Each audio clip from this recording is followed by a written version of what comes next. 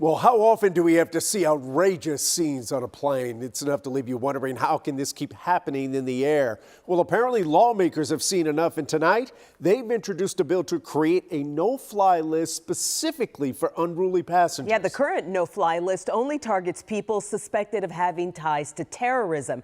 And with two major airlines in our backyard, Matt Howerton joins us from the newsroom to explain how this idea would work.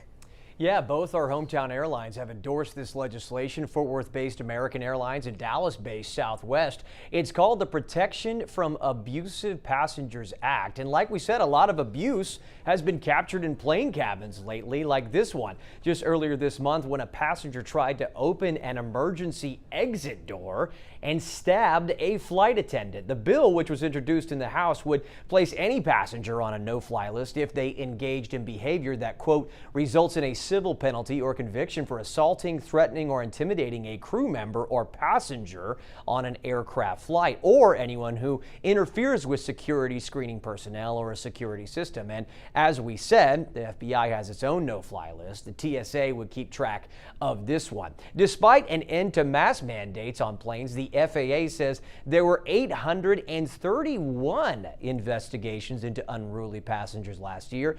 That's more than 2 a day. There were 146 cases in all of 2019 pre-pandemic. That's a pretty big jump. As lawmakers unveiled the bill, a Southwest flight attendant got pretty emotional. She spent 10 days in the hospital, she says, after being attacked on a flight.